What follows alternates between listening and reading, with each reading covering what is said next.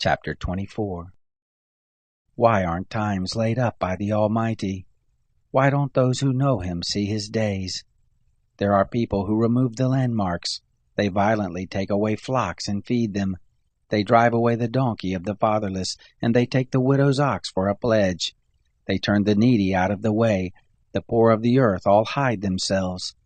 Behold, as wild donkeys in the desert, they go forth to their work, seeking diligently for food. The wilderness yields them bread for their children. They cut their provender in the field. They glean the vineyard of the wicked. They lie all night naked without clothing, and have no covering in the cold. They are wet with the showers of the mountains, and embrace the rock for lack of shelter. There are those who pluck the fatherless from the breast, and take a pledge of the poor, so that they go around naked without clothing. Being hungry, they carry the sheaves. They make oil within the walls of these men. They tread wine presses and suffer thirst. From out of the populous city men groan. The soul of the wounded cries out, yet God doesn't regard the folly. There are those who rebel against the light. They don't know the ways of it, nor abide in the paths of it. The murderer rises with the light. He kills the poor and needy. In the night he is like a thief. The eye also of the adulterer waits for the twilight, saying, No eye shall see me. He disguises his face. In the dark they dig through houses. They shut themselves up in the daytime. They don't know the light. For the morning is to all of them like thick darkness, for they know the terrors of the thick darkness. They are foam on the surface of the waters. Their portion is cursed in the earth. They don't turn into the way of the vineyards. Drought and heat consume the snow waters, so does Sheol those who have sinned. The womb shall forget him, the worm shall feed sweetly on him. He shall no more be remembered, unrighteousness shall be broken as a tree. He devours the barren who don't bear, he shows no kindness to the widow. Yet God preserves the mighty by his power. He rises up who has no assurance of life. God gives them security and they rest in it. His eyes are on their ways. They are exalted, yet a little while, and they are gone. Yes, they are brought low. They are taken out of the way as all others, and are cut off as the tops of the ears of grain.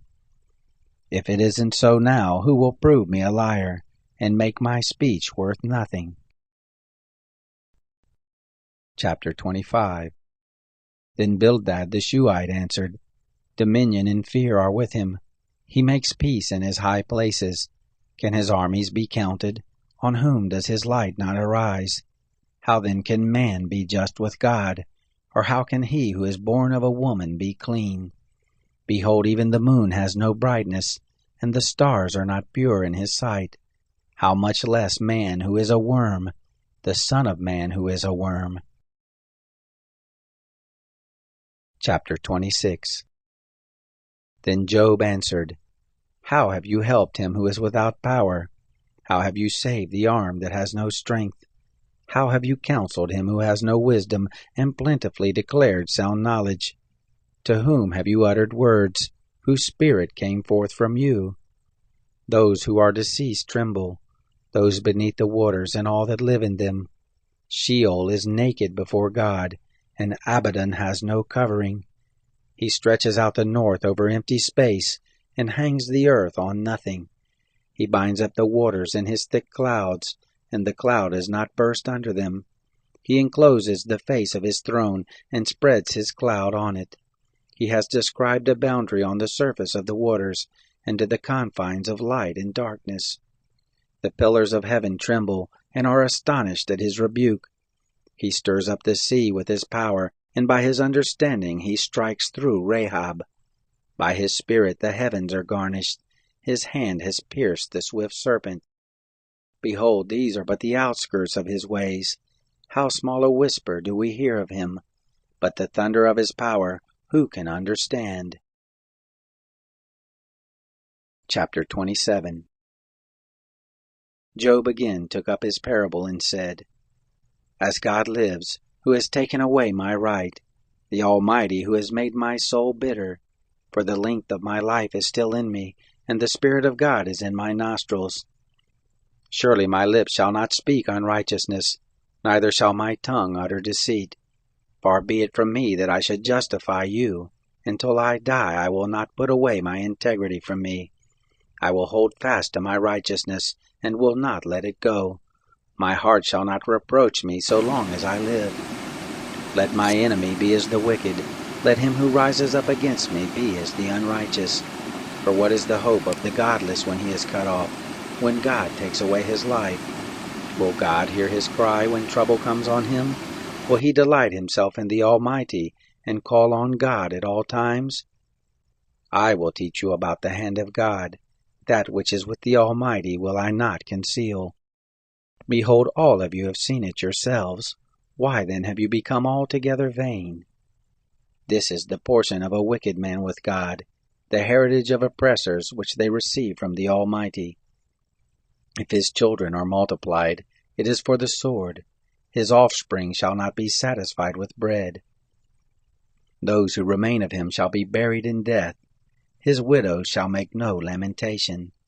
Though he heap up silver as the dust, and prepare clothing as the clay, he may prepare it, but the just shall put it on, and the innocent shall divide the silver.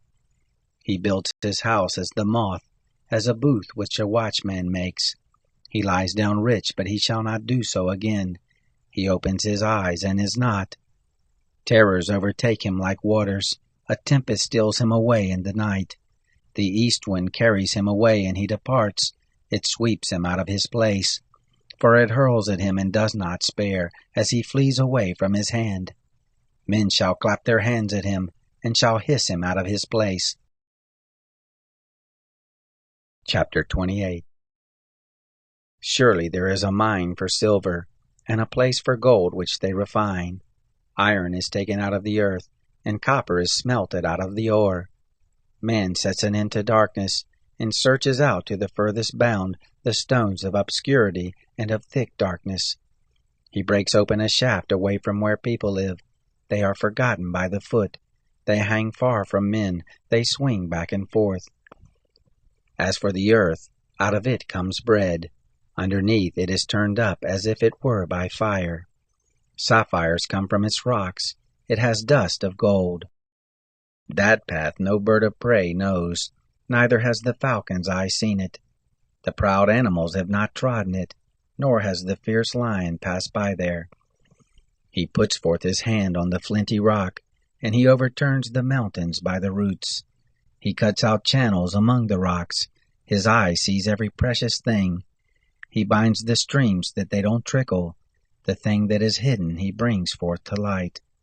But where shall wisdom be found? Where is the place of understanding? Man doesn't know its price, neither is it found in the land of the living. The deep says, "It isn't in me." The sea says, "It isn't with me." It can't be gotten for gold, neither shall silver be weighed for its price. It can't be valued with the gold of Ophir, with the precious onyx or the sapphire. Gold and glass can't equal it, neither shall it be exchanged for jewels of fine gold. No mention shall be made of coral or of crystal. Yes, the price of wisdom is above rubies. The topaz of Ethiopia shall not equal it, neither shall it be valued with pure gold. Whence then comes wisdom? Where is the place of understanding? Seeing it is hidden from the eyes of all living, and kept close from the birds of the sky. Destruction and death say, "We have heard a rumor of it with our ears." God understands its way, and he knows its place. For he looks to the ends of the earth, and sees under the whole sky. He establishes the force of the wind. Yes, he measures out the waters by measure. When he made a decree for the rain, and a way for the lightning of the thunder, then did he see it and declare it. He established it, yes, and searched it out. To man he said, "Behold, the fear of the Lord, that is wisdom. To depart from evil is understanding."